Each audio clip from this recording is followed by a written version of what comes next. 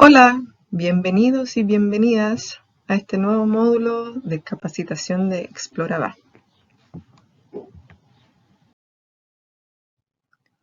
Mi nombre es Guara Marcelo y este módulo es de Metodología de Indagación para el Desarrollo del Pensamiento Científico y la EPE. La EPE es la enseñanza de la coloquiología en el patio de la escuela.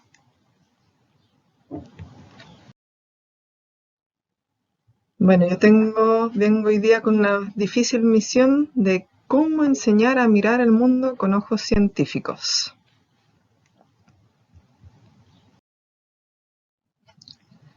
Pero antes quería plantear qué es eso que llamamos pensamiento científico.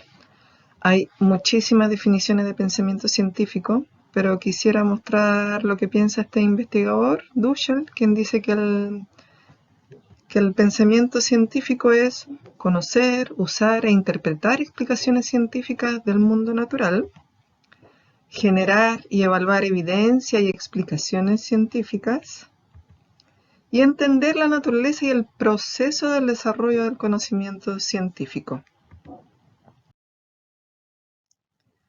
También me gusta esta mirada del pensamiento científico que da la investigadora argentina Melina Furman, que dice que son aprendizajes que se construyen de manera paulatina.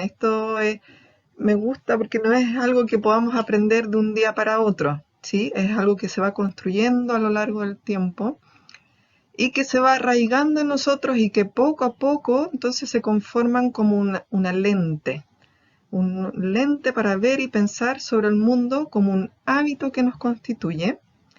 Y este nuevo lente entonces nos permite tener una mirada juguetona, fresca e intelectualmente honesta de disfrutar el aprendizaje y placer por la creación personal y grupal.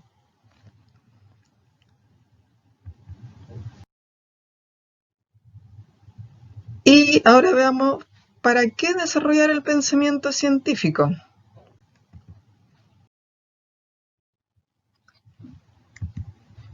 Bueno, entonces en un mundo vertiginosamente cambiante y cada vez más incierto, como lo hemos vivido este año, creo que se trata de un tipo de pensamiento que nos empodera.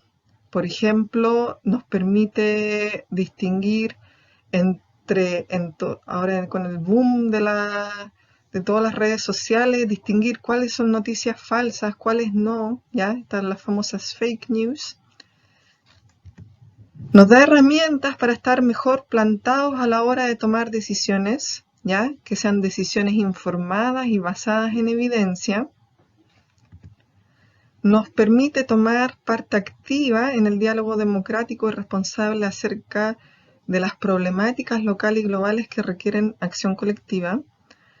Acá me acuerdo un ejemplo que una vez vi en una charla, que era una charla de ciencia ciudadana, y esta era una investigadora de la Universidad de Cornell y nos contaba que una vez una mujer tenía problemas con el agua, se enfermaba muchas veces y ella pensaba justamente que el agua potable, entre comillas potable, que tomaba en la casa era la responsable de sus enfermedades. Entonces, primero fue, bueno, y ella cerca de la casa tenía una fábrica, entonces ella pensaba que la fábrica era una de las causas del problema de la contaminación del agua. Fue a hablar con ellos obviamente negaron todo, decían que era imaginación de ella. Entonces ella se acercó después a investigadores de la Universidad de Cornell y pensaba entonces justamente que con evidencia eh, podía darle la razón, todo lo que ella pensaba. Entonces, en la Universidad de Cornell armaron, con la ayuda de todos los vecinos, un proyecto de ciencia ciudadana y empezaron a monitorear la calidad del agua y les dio la razón y con eso entonces los vecinos se organizaron para resolver esta problemática y con los datos en mano fueron luego donde la empresa y pudieron resolver su problema. Y por último también nos da confianza en nuestra capacidad de entender y tomar las riendas de nuestros propios caminos. Esto nos muestra que el pensamiento científico no solo nos sirve para dedicarse a la ciencia, no todos tenemos que ser científicos, ¿ya? Pero sino también nos sirve para muchos otros ámbitos en la vida. Obviamente, no es el único tipo de pensamiento que hay que desarrollar. Ya, estoy convencida que mientras más diversa sean los tipos de pensamiento que aprendamos, pensamiento creativo, artístico, etcétera, desarrollamos más habilidades para enfrentarnos a este mundo cambiante e incierto que como les planteaba.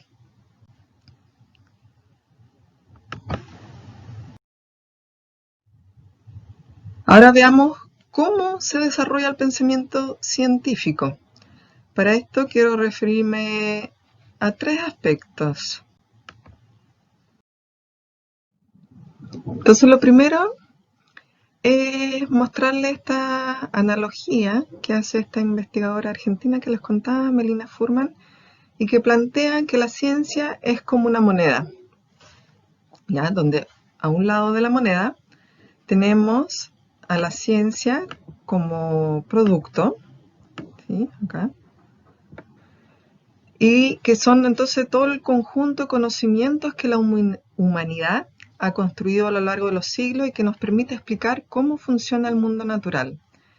Y generalmente la balanza está desbalanceada hacia mostrar entonces la ciencia como producto, donde nos enfocamos en qué conocimientos o descubrimientos se han generado, por ejemplo, no sé, los planetas que giran alrededor del Sol, el ciclo del agua, la reproducción de las plantas, etcétera. Todos los conocimientos que también nos piden en el currículum, ¿cierto? Esto también, como se ha visto entonces favorecido por el modelo de educación, donde estamos enfocados donde tenemos el SIMS, la PSU y queremos es como conocer, tener los conocimientos, ¿sí? Y no está mal, para nada, pero no debiese ser la única cara de la moneda que se muestra o que se enseña. Ya entonces, como plantea Malina, esta es una moneda y como es una moneda, estas dos caras son inseparables. Y entonces, la otra cara de la moneda es enseñar la ciencia como un proceso, ¿sí? Es decir, cómo se genera ese conocimiento. Esto nos permite mostrar además que el conocimiento que se genera en ciencia no es algo estático, esto va cambiando con el tiempo y algo fundamental que nos permite generar esas capacidades o pensamientos científicos que recién hablábamos. En esta otra cara de la ciencia tiene un rol fundamental la curiosidad, el pensamiento lógico, la imaginación, la búsqueda de evidencia, la contrastación empírica, la formulación de modelos y el debate en una comunidad que trabaja en conjunto para generar nuevo conocimiento. Y en este modo construir el conocimiento también tiene un papel importante el contexto, dado que la ciencia es una actividad humana hecha por personas con dudas, pasiones, intereses, que trabajan en instituciones enmarcadas en una sociedad, en un momento histórico. Entonces, entender esta segunda cara de la moneda implica también comprender el carácter social de la ciencia y su relación con otros aspectos de la cultura. Entonces, para repasar, tenemos el aprender ciencia como producto, ¿ya? Donde no solo se trata de acceder a la información científica, sino que darle sentido y discernir cuánta de esa información es confiable y por qué hacemos con toda la información que hay, ¿ya? Y por otro lado, el aprender ciencia como proceso, ¿ya? Perdón. Aprender las competencias científicas, los alumnos deben desarrollar entonces la capacidad de observar la realidad, formular preguntas, proponer respuestas posibles, poner a prueba esas respuestas, diseñar observaciones, experimentos, sacar conclusiones a partir de los datos, buscar, analizar diversas fuentes de información, debatir con propiedad usando lo aprendido. Entonces eso es lo primero, la ciencia como la analogía de la ciencia como moneda. Lo segundo que quería mostrarle es hacer también la analogía con otros procesos de aprendizaje. Por ejemplo, cómo enseñarían deporte o cómo enseñarían música. Entonces, para eso traje un relato de este otro investigador, Perkins, ¿ya? Que dice: recuerdo cómo mi papá me enseñó a batear en nuestro jardín. Me mostró cómo poner los pies, cómo sostener el bate, cómo no perder de vista la pelota, y enseguida empezamos a jugar. Me acuerdo de los juegos que organizábamos en los jardines de mis amigos, pocos chicos, solo una o dos bases, a veces ni siquiera contando los puntos, solo jugando por el placer de jugar. Entonces, en este relato, Perkins describe cómo aprendió a jugar béisbol, ¿ya? Y que este aprendizaje fue siempre placentero porque desde el vamos empezó jugando versiones reducidas, más simples del juego, ¿ya? Con baja nivel de dificultad, por ejemplo con menos jugadores o menos cantidad de bases, pero que nunca perdieron el sentido del juego entero, ¿ya? Aunque él nunca se dedicó luego al deporte, ¿ya? A niveles de excelencia, ni mucho menos, el investigador reflexiona cómo ese abordaje, que partía de versiones completas y auténticas, aunque simplificadas, fue fundamental en su aprendizaje. Porque desde el inicio le permitió jugar y disfrutar del juego sin perder nunca de vista el porqué de cada acción, de cada movimiento, del sentido general de lo que él estaba haciendo.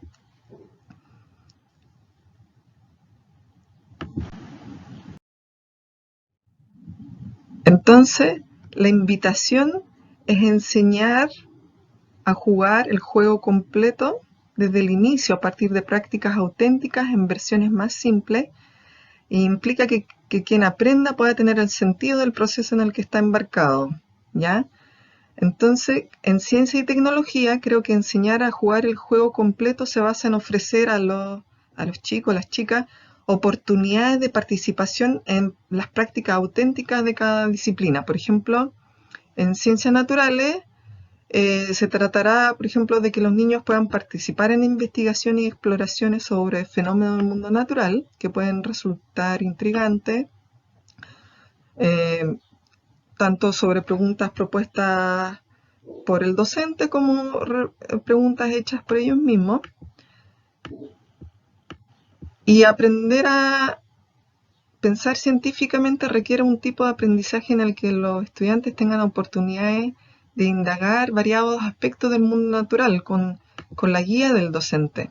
En otras palabras, aprender ciencias naturales requiere que los estudiantes hagan ciencia escolar y que en ese camino puedan participar activamente de las alegrías, frustraciones y desafíos que conllevan el hacerse preguntas, buscar respuestas, proponer explicaciones para lo que ven y confrontar sus puntos de vista con otros. Analizar la información proveniente de diferentes fuentes y en ese proceso aprender cómo funciona el mundo.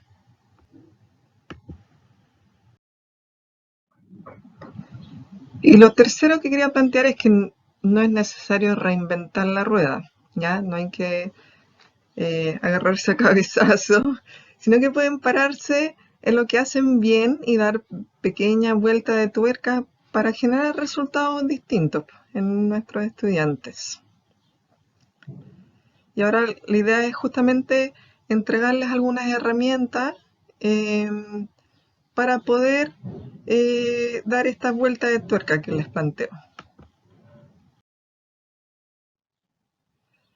Pero antes de mostrar la metodología del ciclo de indagación y de la EPE,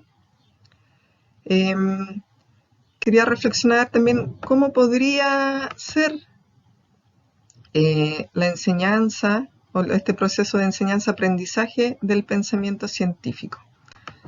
Entonces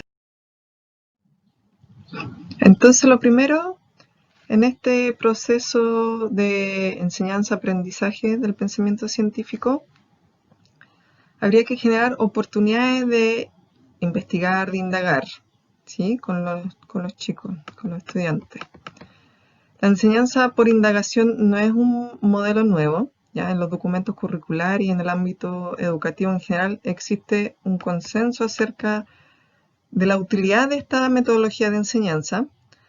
El problema, claro, es que por lo general no se aplica mucho en la práctica. De hecho, muchos países ya han adoptado la enseñanza por indagación como parte de sus propósitos educativos en el área de ciencias naturales. Pero como decía, no es tan fácil llevarlo a la práctica. ¿Sí? No es tarea fácil ni puede llevarse a cabo en pocas clases o incluso en un solo año de trabajo. ¿Ya? La capacidad de comprender y de involucrarse en este tipo de metodología, que como mencionamos conlleva la apropiación de una nueva cultura, requiere que los estudiantes puedan practicarla a lo largo de todos sus años de escuela, ojalá.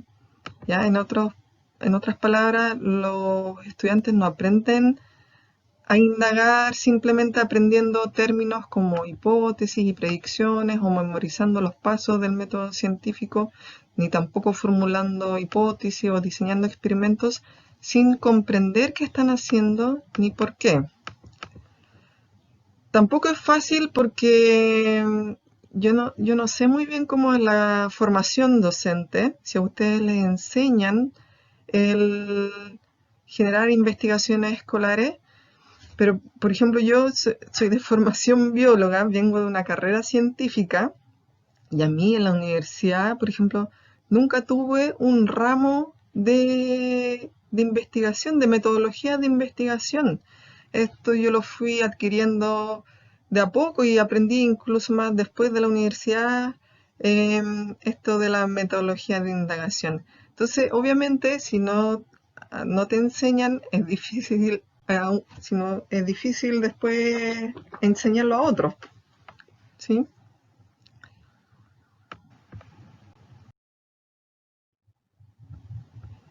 Y lo otro es que esta lente que planteaba Melina Furman, esta lente para ver el mundo, esta lente del pensamiento científico, tiene que ser consciente, no solamente de manera implícita, sino que hay que explicitarlo. Hay una psicóloga cognitiva, Kuhn, que ha dedicado buena parte de su carrera al estudio de la formación del pensamiento científico y habla de la importancia de la metacognición, ¿ya?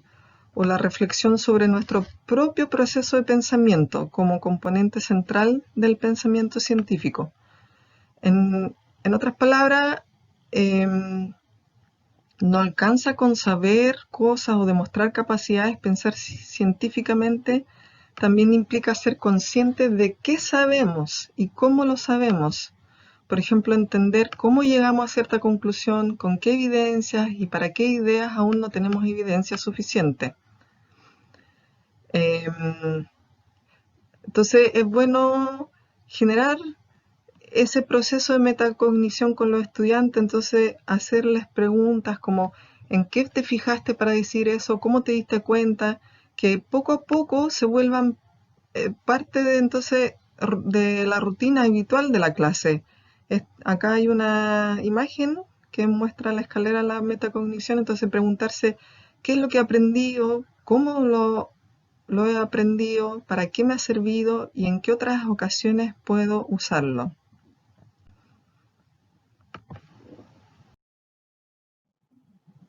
Y otra parte, eh, hablar la ciencia. Para los chicos hacer su pensamiento visible, sacar a la luz lo que piensan y ponerlo en diálogo con otros es parte fundamental de su propio proceso de aprendizaje, ¿sí?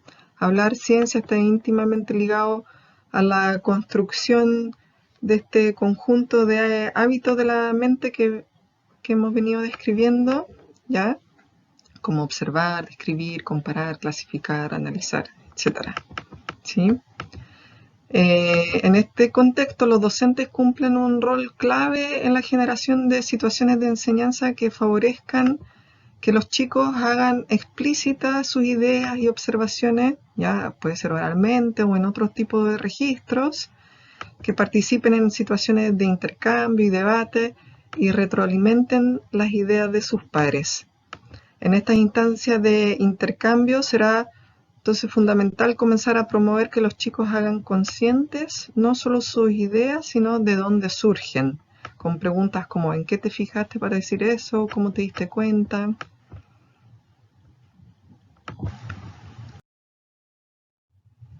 Y bueno, entonces tomando en cuenta todo esto, quiero presentarles la metodología de indagación y la enseñanza de la ecología en el patio de la escuela.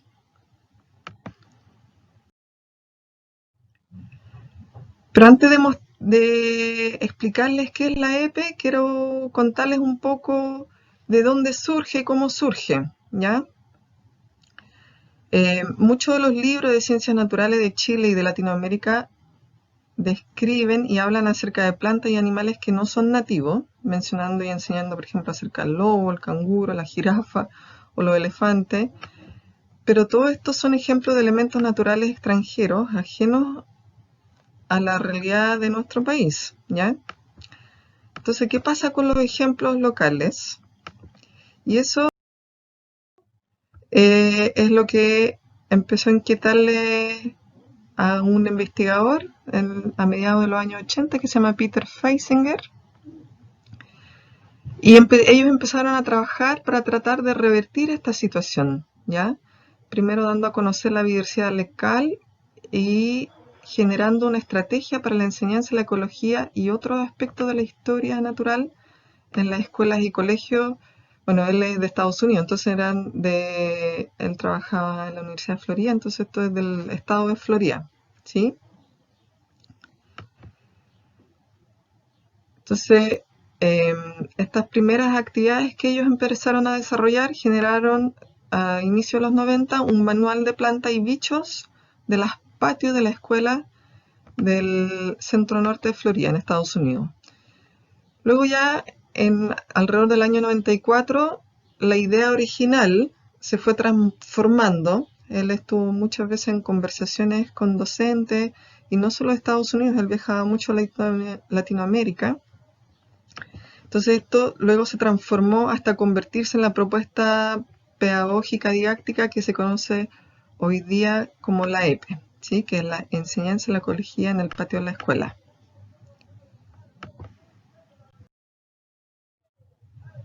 Pronto, ya, la idea de la EPE se contagió a otros amigos y colegas en Latinoamérica, quienes buscaban desarrollar actividades apropiadas para cada localidad y cada paisaje en esta región tan diversa en culturas y naturaleza. Entonces actualmente acá tenemos un mapa de Latinoamérica. En cada uno de estos puntos eh, hay iniciativas, se han desarrollado iniciativas de la EPE, ¿sí? Entonces desde México hasta el sur de Chile y Argentina tenemos distintas iniciativas. Pero, ¿qué es la EPE? Bueno, como les planteaba, es una propuesta pedagógica didáctica basada en la indagación, ¿ya? Está enfocada principalmente hacia la educación en ciencias naturales, pero no exclusivamente, y además al alcance de las indagaciones puede incluir otras áreas temáticas del currículum escolar. Eh, la esencia pedagógica es el aprender haciendo y el aprender reflexionando, en donde los profes y los niños construyen preguntas sobre su entorno, las responden a través de la acción propia, lo que llamamos como indagación de primera mano, y luego van discutiendo y reflexionando sobre los hallazgos. Entonces, acá hice un diagrama de Venn donde vemos a la EPE acá al medio, parece que en amarillo no se nota, voy a cambiar el color, acá tenemos la EPE. Entonces está formado por los conjuntos de elementos que tenemos en nuestro patio escolar, obviamente los protagonistas que son ustedes, los docentes y estudiantes, más la metodología que es el ciclo de indagación, ¿sí? ¿Y por qué el patio escolar? ¿Por qué se les ocurrió hacerlo ahí? Primero porque es el ambiente más accesible para todos ustedes, ¿ya? Es un lugar donde están todos los días, obviamente ahora no en contexto de pandemia, pero en contexto no pandémico, en un lugar donde están todos los días, les pertenece a ellos. A veces puede ser grande, a veces pequeñito, pero siempre brinda un verdadero laboratorio natural de plantas, animales y otros seres vivos, donde es posible observar toda clase de hábitat y proceso ecológico, así como los efectos del ser humano, refleja lo que puede ocurrir en ámbitos más amplios. Y aprovechando el patio, los niños y niñas aprenden que la naturaleza existe en el entorno propio y que somos parte de ella. Y acá hay una, como se podría decir, quizá una definición, ¿ya? Que es una alternativa para hacer la ciencia accesible y enfatizar la importancia de los recursos locales, utilizando el entorno como un aula abierta, donde conocer esos recursos, comprender el funcionamiento de los elementos y procesos naturales, cuestionar sobre los mismos para finalmente conservar nuestro patrimonio.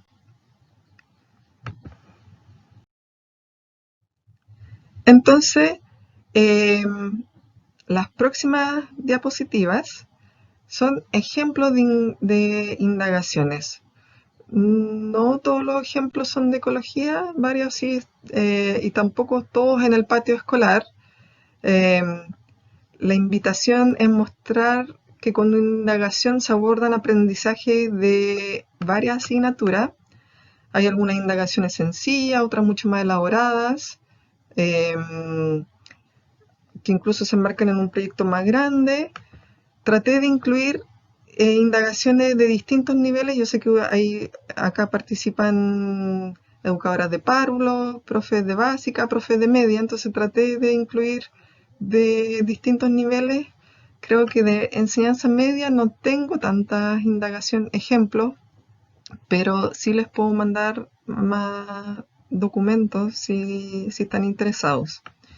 Y espero que esto pueda ser una inspiración para generar indagaciones en sus escuelas, ¿sí? Como les contaba, hay iniciativas EP en distintos países de Latinoamérica. Para empezar, quise traer unos ejemplos de EP acá en Chile, y los otros ejemplos que tengo son de Argentina, que ahí han desarrollado muchas actividades de la EP. El primer ejemplo es un proyecto que se desarrolló durante un año en escuelas de la región metropolitana, en la región de la Araucanía y en Chiloé, si no me equivoco. Se llamaba Nuestras Verdes Raíces, y trabajaron sobre los usos tradicionales de la flora nativa. Entonces, para ir directamente a las indagaciones, hicieron una indagación con los chicos, con los estudiantes, donde se hicieron una pregunta que decía lo siguiente: ¿cómo varía el conocimiento sobre los usos de las plantas del muestrario? Tenían un muestrario con distintos tipos de plantas, entre los niños y las niñas del quinto básico, ¿ya? Entonces hicieron su muestrario con 6 plantas distintas y tenían que entrevistar cada grupo a 5 compañeros y 5 compañeras y preguntarles qué usos conocían para esa planta. Entonces, acá cada grupo tuvo sus resultados. Acá ya surgió algo bien interesante porque cada grupo tuvo un resultado distinto. Los niños, en el primer grupo decía que las niñas conocían más uso de las especies que los niños, el segundo que los niños sabían más que las niñas, y el tercer grupo que las niñas y niños empataban, conocían lo mismo. Entonces, algunas reflexiones era que los hombres y las mujeres sabían del uso de las plantas. También reflexionaron que los 3 grupos obtuvieron distintos resultados, entonces no da lo mismo la forma de tomar los datos o la cantidad de datos que se toman. Entonces una reflexión que plantean es que deberían entrevistar a más compañeros, ¿ya? Y compañeras, Y lo otro que planteaban era para evitar que los compañeros hagan trampa, las mujeres deberían entrevistar a los hombres y los hombres a las mujeres, ¿ya? Acá también había de uno de los grupos que planteaba que las niñas, por ejemplo, aprenden de las mamás y las abuelitas del uso de las plantas. Entonces que podía ser un conocimiento que se transmitía oralmente. Después hicieron otra indagación que era sobre las fibras vegetales, ¿sí? Como era del uso de la flora nativa, entonces cómo podían usar la flora para tejer, ¿ya? Como fibra vegetal. Entonces una indagación que hicieron fue, al tejer, ¿qué junquillo se corta más rápido? ¿El verde o el seco? Entonces para eso trenzaban el junquillo, ¿ya? Con el junquillo verde, con el junquillo seco, y veían dónde se quebraba la trenza, ¿sí? Una vez que al trenzarlo. Entonces acá están las muestras y acá con flechita, espérate, usted, acá en flechita indicaban aquí los quiebres, ¿sí?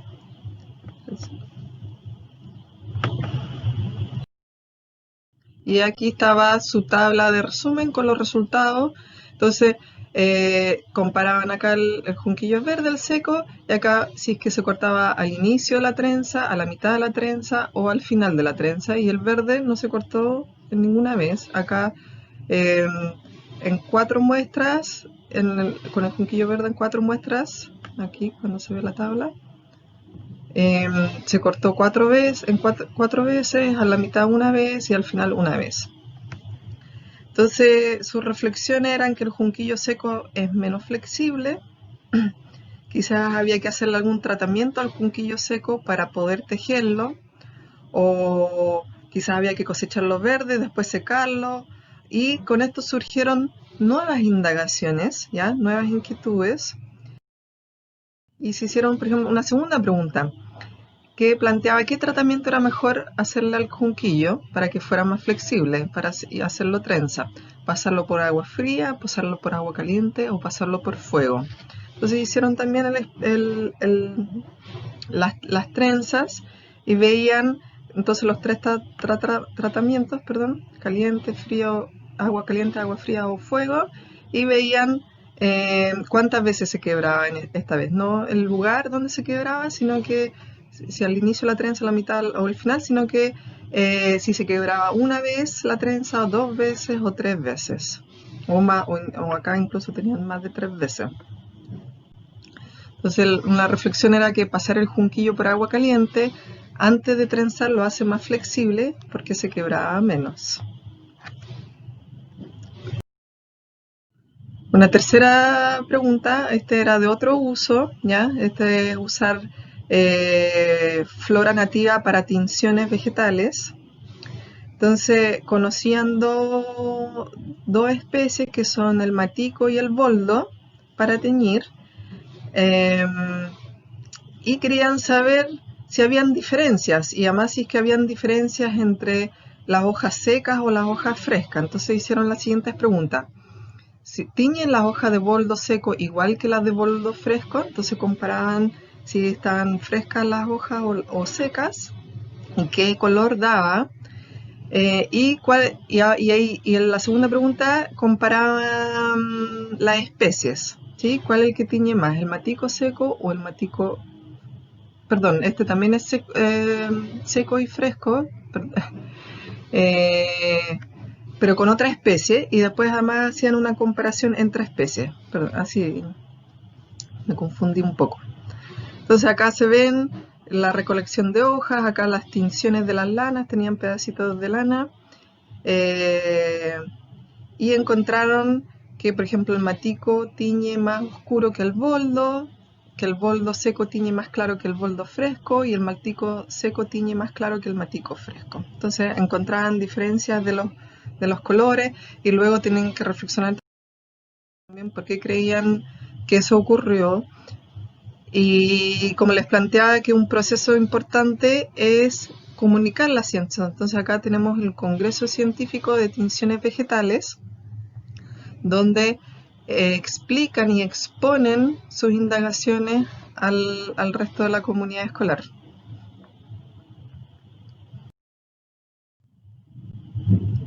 Los siguientes ejemplos son de iniciativas EPE desarrolladas en Argentina. Las primeras fueron desarrolladas en Buenos Aires, en la mitad de la ciudad de Buenos Aires. Entonces, para mostrar que no necesitamos el tremendo patio para poder hacer indagaciones. Esto lo traje como ejemplo para los niveles más pequeños. Entonces, que hicieron una indagación, como este de Argentina, dice, entre los nenes de 1, 3 y 5 años, cómo cambian distintas características como las fotos, su ropa, los dibujos, motricidad gruesa y motricidad fina. Entonces, esto fue hecho con los niños más grandes, sí, del kinder. Entonces, ellos tenían que ir a preguntarle a las otras salas y recopilar cómo entonces eran fotos de los niños cuando tenían 1 año, cuando tenían 3 años, cuando tenían 5 años. Y lo mismo, entonces, para la ropa, acá tenemos como ejemplo un calcetín, ¿sí? Entonces, este calcetín va cambiando de tamaño. ¿Cómo son los dibujos de las distintas? Entonces, cómo van cambiando los dibujos. Y la motricidad gruesa la medían como qué es lo que podían manejar. Entonces estas son como estos carritos de 4 ruedas, ¿sí? Un triciclo o bicicletas con rueditas. Y motricidad fina, entonces cómo eran los trozos, si podían recortar con tijera, no podían recortar con tijera, ¿sí? Y aquí entonces resumieron sus hallazgos. Y luego de esto surgió también una segunda indagación a partir de las reflexiones del primer ejercicio. Entonces, la segunda indagación, ¿cómo varía nuestra altura, peso, longitud de manos y la longitud de pies en 3 momentos del año, ¿ya? En mayo, agosto y noviembre. Acá está muy borrosa la imagen, pero acá están los resultados. Entonces comparaban mayo, agosto y noviembre. Y acá tenían lo que medían, ¿cierto? Entonces estaban midiendo la altura. Entonces los niños tenían que pararse en la pared y les ponían con una rayita la altura. El peso los pesaban con una balanza. Y la longitud de las manos y la longitud de los pies lo medían con un hilito, con una pita. Entonces veían cómo iba cambiando el largo de la pita a lo largo del año. Entonces esto es para mostrar que las indagaciones no necesariamente son en una sola clase, ¿ya? Esto puede tomar, esta indagación duró todo el año. Entonces tomaron medidas en distintas épocas del año. Quizá esto, donde implica el tiempo, es más fácil hacerlo con niños más grandes que con los niños más pequeñitos, porque los niños más pequeños todavía no tienen nociones, todo es instantáneo, pues no es ahora, todavía no tienen tantas nociones del tiempo, pero este resultó, que fue con niños de kinder, resultó muy bien. Y se pueden generar otros aprendizajes también, justamente como el tiempo, las estaciones, qué sé yo. Este es otra indagación. Como les planteaba, este fue hecho en Buenos Aires en un colegio. El patio era prácticamente todo cemento. El único pedacito de tierra que tenían es el que se muestra acá en la foto. Era justo al frente de la oficina de la directora. Esta es la ventana de la oficina de la directora. Entonces la profe le pidió permiso y lo que hicieron fue construir una huerta.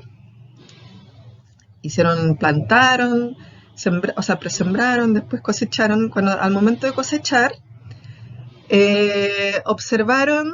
hicieron distintas observaciones. Primero observaron que habían en alguna de las verduritas, de las hojas, habían hoyitos. Entonces, se están comiendo nuestras nuestra siembra. Y lo otro que observaron es que habían hormigas caminando por alrededor. Entonces algunos de los niños, hoy las hormigas se están comiendo nuestras plantas, tenemos que sacar las hormigas. Entonces esa observación y ese motivó entonces a la profesora a hacer una indagación, ¿ya? ¿Qué es lo que comen las hormigas que tenemos acá en la huerta? Entonces para eso contestaron la siguiente pregunta que dice, en la huerta del colegio, luego de, no me acuerdo muy bien, eran 5 o 10 minutos, ¿cuántas hormigas llegan a carne picada, atún, galletas de agua, azúcar, hojas de lechuga, hojas de acelga y zanahoria, que es lo que tenían en ese momento en la huerta? Se ofrecieron, tenían el hormiguero, identificaron dónde estaba el hormiguero y al lado del hormiguero, a la misma distancia, ofrecieron entonces montoncitos con estos distintos tipos de comida. Y luego de estos 5 o 10 minutos observarán cuántas hormigas habían llegado y acá está entonces la recolección de datos, dibujaron con cada hormiguita o sea, cada puntito es una hormiguita que llegó y sorpresa, ¿qué es lo que observaron? Entonces las hormigas llegaban acá, llegaban la mayor cantidad llegaba a la carne picada y luego al atún. Y no llegaban o casi no llegaban ni a las hojas de lechuga, ni a las hojas de acelga, ni a la zanahoria. Entonces luego reflexionando con los niños, con las niñas y los niños, planteaban, parece que las hormigas de la huerta no están comiéndose nuestras verduras, a lo mejor se comen a otros animales, a los bichos que sí se quieren comer la huerta. Y por eso eligieron dejarlas en la huerta. Entonces acá, a pesar de niños ser unos porotos pequeñitos, ya no tienen el concepto, por ejemplo, de que es como un controlador biológico, pero a partir de sus resultados ya reflexionan que las hormigas podrían, como les gusta la carne, podrían estar comiéndose a los bichitos que sí se comen las hojas.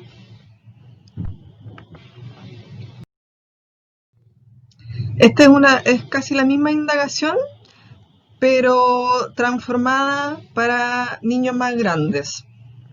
Entonces, acá está un poquito más complejizada, sobre todo en la recolección de datos, y además que incluyeron una segunda comparación. Entonces dice, el día 9 de noviembre, la plazoleta frente al colegio, ¿cuántas hormigas llegan a montículos de atún, migas de galleta y azúcar entre las hormigas negras y coloradas a lo largo de 18 minutos? Entonces comparando, acá no solamente ven cuántas llegaron al final, sino que están comparando en el tiempo, cuántas hay a lo largo de 18 minutos, y además están comparando dos especies de hormigas, ¿sí? Las hormigas negras y las coloradas. Y aquí están los gráficos. ¿Sí? Entonces, en lo que se ve en negro es para una especie, para las hormigas negras, las que se ven en rojo es para las otras especies. Y allí, entonces, con distintos signos, eran los distintos alimentos que le estaban ofreciendo.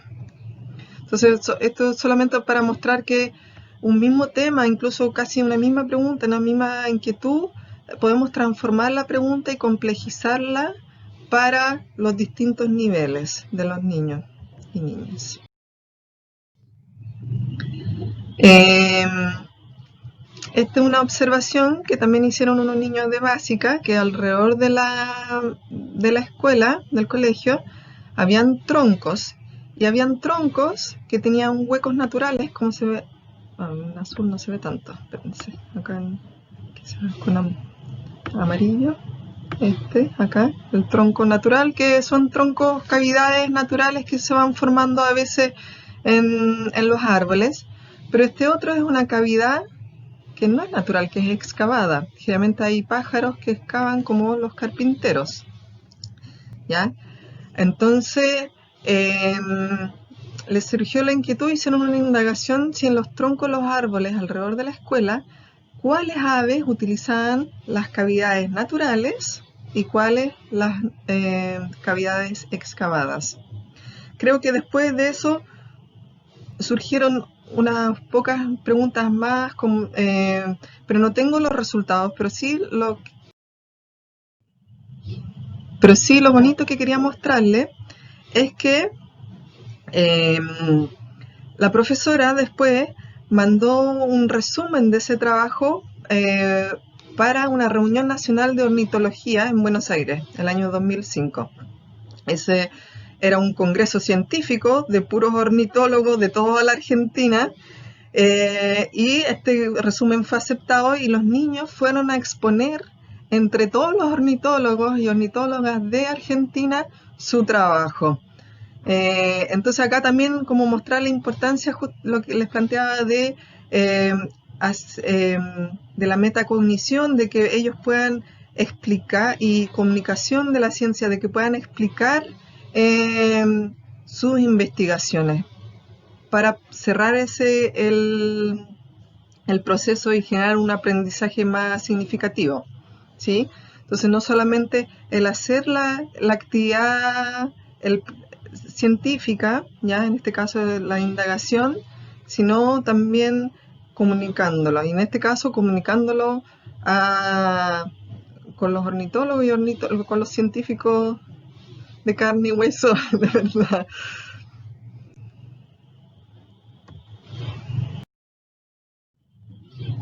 Y eh, creo que esta es la última, el último ejemplo que traje, este de otro colegio, ya también en Argentina, un poco más al sur, en Tandil, un colegio que se llama Nuestra Tierra. Y acá ellos querían generar un proyecto como a nivel de colegio de promover cambio de hábitos alimenticios en los recreos. Entonces, entre todos los profes, ya eh, se pusieron de acuerdo para generar investigaciones sobre esto o indagaciones con los niños. Entonces, primero hicieron una gran indagación que que era la siguiente. Dice, al comparar las colaciones que provienen de nuestras casas, ¿ya? Y las que venden en el colegio, ¿cómo varía el tipo de alimentos consumidos durante los recreos? Se comparaban qué es lo que consumían, lo que venían de sus casas y lo que vendían en el kiosco, ¿ya? Y querían medir entonces qué es lo que más se consumía. Y luego, a partir de esta gran indagación inicial, después iniciaron nuevas indagaciones temáticas, ¿ya?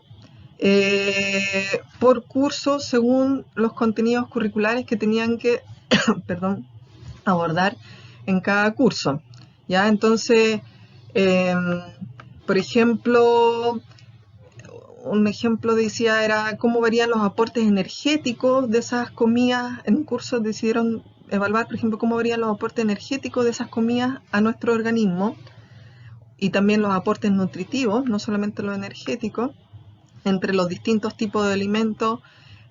Otra indagación que hicieron en otro curso era cómo varía el costo del mismo producto en distintos formatos, ¿ya? Eh, Después, cómo varía la descomposición de distintos tipos de alimentos, para ver, por ejemplo, el rol de los conservantes y preservantes en la comida y su efecto en la salud, o cómo varía la abundancia de hongos entre alimentos manipulados con manos limpias y manos sucias, con el rol del lavado de las manos. Y así, eh, eran muchas indagaciones en cada curso eh, para complementar esta primera indagación general que hicieron. Entonces, después hicieron reflexiones en conjunto, ¿ya? Y algunas de las reflexiones que se plantearon era, por ejemplo, que se consumía poca fruta y lácteos, pero sí bastante galletas y golosinas, también bastante pan, eh, que tenían que elegir con criterio qué nos convenía comer y qué no, según, por ejemplo, los aportes calóricos y según los aportes nutritivos, que es lo que habían estudiado. También se dieron cuenta de que cierto tipo de alimentos generaba una gran cantidad de basura, ¿sí? Eh, entonces, había que incentivar la venta, ellos proponían que había que incentivar la venta de productos más nutritivos y que generaran menos basura. También que había que revisar las etiquetas, ¿ya? Para ver la presencia de conservantes y colorantes en los alimentos.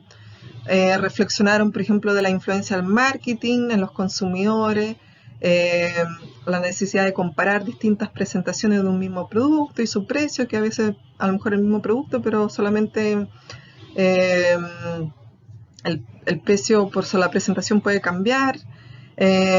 Y también planteaban, por ejemplo, empezaron a reflexionar mucho más allá de favorecer una economía local, y que ojalá que en el kiosco vendieran productos hechos localmente. Ya habían cosas que viajaban desde regiones muy lejanas de Argentina o incluso del extranjero. Y también reflexionaron acerca que podían cultivar ciertos tipos de alimentos y trabajar con eso en la huerta. Entonces, a partir de estas indagaciones surgieron muchas reflexiones en conjunto, ¿ya? Y como comunidad decidieron tener una vez a la semana el día de las propuestas saludables. Entonces, que en el kiosco vendieran solamente productos naturales, productos locales, que fueran más nutritivos, que no generaran basura, ¿ya? Entonces, en vez de que fuera algo impuesto a partir de, no sé, por la directiva del colegio, fue una reflexión y una decisión en conjunto con los estudiantes, pero ellos tomaron esa decisión a partir de las evidencias, de los datos que ellos pudieron recolectar a partir de las reflexiones que generaron en este proceso, ¿ya? Y después también trabajaron con otras asignaturas y, por ejemplo, para generar distintas recetas de cocina, eh, y así fue un proyecto muy lindo de toda la comunidad, pensando en distintas asignaturas con los distintos cursos. Y bueno, podría continuar dando ejemplos, pero no quiero alargar más esta presentación. Pero la idea con los ejemplos que traje es que se puedan inspirar, ¿sí? Que sea una inspiración para ustedes. Y para finalizar, quería mostrarles esto, qué es lo que tienen en común todos estos ejemplos de la EPE que les di, ¿ya? Y lo que tienen en común es el ciclo de indagación, ¿ya? Que es lo que está planteado acá. En su lugar, hace muchos años, el doctor Peter Feisinger, ¿ya? Que es el que ideó esta metodología, como les planteaba, encontró que los pasos centrales del método científico estaban reflejados en esto, que son la pregunta, la acción y la reflexión. Y así nació este ciclo, ¿ya? Que es la herramienta principal con la que vamos a descubrir los fenómenos del patio de la escuela y el resto del paisaje local. Entonces, como consta de estos tres pasos, uno es lo voy a mostrar en azul. Uno es la pregunta, que surge a partir de observaciones, ¿ya? Más la curiosidad que tengan sobre los fenómenos que están observando. Luego se realiza la acción, ¿ya? Que consiste primero en diseñar o planificar cómo vamos a responder nuestra pregunta. La respondemos, recolectamos la información, la resumimos, analizamos y presentamos los resultados, y luego se genera la reflexión, donde reflexionamos qué es lo que encontramos, por qué podría haber ocurrido así, y reflexionamos sobre ámbitos más amplios, como en el ejemplo que les mostré del kiosco saludable.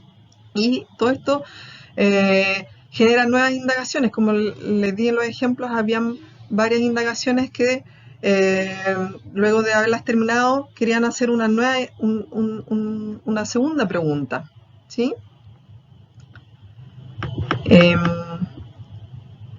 Una explicación más detallada de estos tres pasos lo veremos el próximo viernes 6 de noviembre, ¿ya?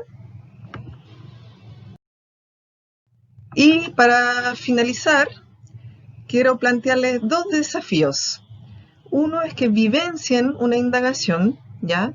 Es mucho más fácil poder enseñar indagaciones cuando uno ya las ha hecho, ¿ya? Entonces les traje una indagación para ustedes que pueden desarrollar durante esta semana. Y el segundo desafío es que hagan una reflexión personal. Entonces, Esta es la indagación guiada para que ustedes realicen, se llama Los Sanadores, se los voy a mandar, va a estar en la plataforma, perdón, como PDF. Y esta es la reflexión personal que quiero que hagan y que la vamos a conversar también el próximo 6 de noviembre.